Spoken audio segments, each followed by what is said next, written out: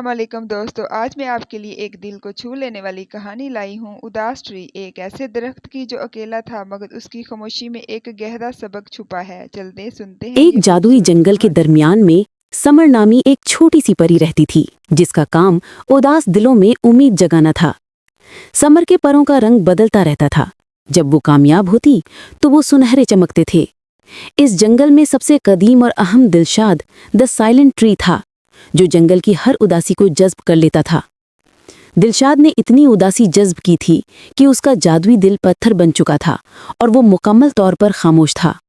दिलशाद की खामोशी की वजह से जंगल का सारा जादू खत्म हो चुका था।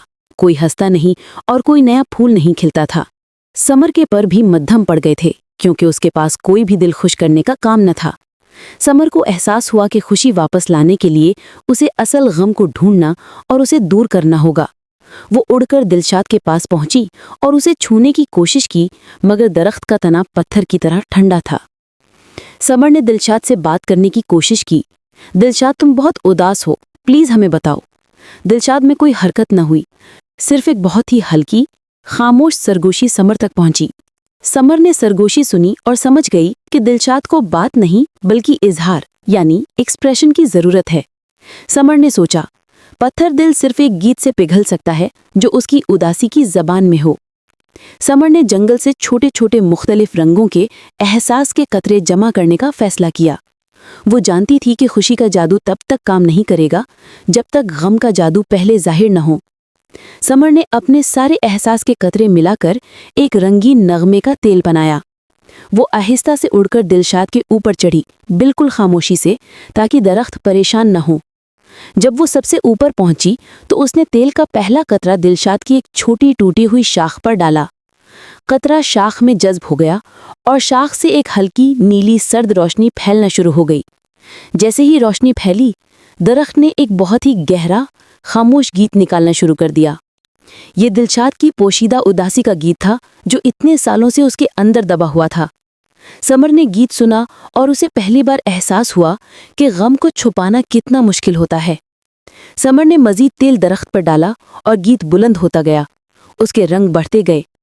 पूरा जंगल रुक गया और सब ने हैरत और हमदर्दी से दिलशाद का उदासी का गीत सुना। जितना ज्यादा गीत गूंजता गया, दिलशाद के पत्थर दिल की जकड़ खुलने लगी।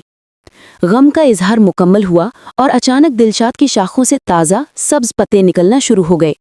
दिलशाद ने पहली बार आराम की गहरी सांस ली और उसके दिल की पथराहट पिघल गई। जैसे ही दिलशाद का गम खत्म हुआ, समर के पर फौरन अपनी पूरी सुनहरी चमक पर वापस आ गए। समर ने अपनी पूरी तवानाई से खुशी का जादू दिलशाद पर डाला। अब ये असर करने को तैयार था। दिलशाद अब गम का बोझ नहीं उठाए हुए था और वो जंगल को वापस जादू देना शुरू किया। पूरा जंगल फौरन जिंदगी के रंग में वापस आ गया। फूल खिल उठे और रोशनी वापस आ गई। जंगल के लोग हंसने लगे। एक तवील खामोशी के बाद एक गहरी मुश्तरका हंसी। समर ने दिलशाद से कहा, दिलशाद, अब तुम आराम कर सकते हो। गम छुपाना तुम्हारी कुर्बानी थी। दिलशाद की सबसे बड़ी शाख झुकी और समर को प्यार से उठा लिया। दिलशाद ने पहली बार एक वाज़े पुरसुकून सरगोशी में कहा, शुक्रिया समर, तुमने मुझे खुद को महसूस करने का मौका दिया। समर ने एक एहसास का आईना बनाया ताकि दिलशाद हर रोज अपने जज्बात का इजहार कर सके। जब दिलशाद उदास होता तो आईना नीला हो जाता और वो फौरन अपने जज्बात बांट देता। इस दिन से जंगल के लोग भी अपने गम और खुशी को छुपाते नहीं थे बल्कि बांटते थे। समर को एहसास हुआ कि उसका सबसे बड़ा जादू खुशी देना नहीं बल्कि सच सुनना था। उसने अपनी जिंदगी का सबसे बड़ा सबक सीखा, मोहब्बत को दुख से भी डरना नहीं चाहिए। दिलशाद द साइलेंट ट्री अब खामोश नहीं था, वो उम्मीद का गीत गाने लगा। समर ने वादा किया कि वो दिलशाद के गम को कभी भी पत्थर नहीं बनने देगी और यूं ही जंगल में जज्बात को समझने का एक नया दौर शुरू हुआ। समर और दिलशाद की कहानी एक खूबसूरत याद दहानी बन गई। गम को बाहर आने दो ताकि खुशी अंदर आ सके। दिलशाद हर दिन ज्यादा से ज्यादा मजबूत और खूबसूरत होता गया। समर द होप फेरी का काम अब सिर्फ खुशी नहीं बल्कि सच्चाई लाना था। वो हमेशा याद रखेंगे कि सबसे ताकतवर जादू एक खामोश दिल को सुनने में था। समर और दिलशाद अब मिलकर जंगल की हिफाजत करते थे, उम्मीद और सच्चाई का इम्तिजाज। हर कोई जानता था कि गम को छुपाना सबसे बड़ा खतरा हो सकता है। समर का दिल हमेशा खुशी और हमदर्दी के साथ धड़कता था। और यूं ही समर और दिलशाद की एक और सबक आमूज कहानी खत्म हुई।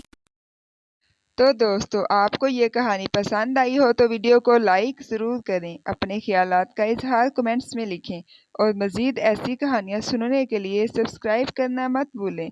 मिलते हैं अगली दिलचस्प कहानी में, तब तक के लिए मेरा और मेरे चैनल का रखिए ख्याल। अल्लाह हाफिज़।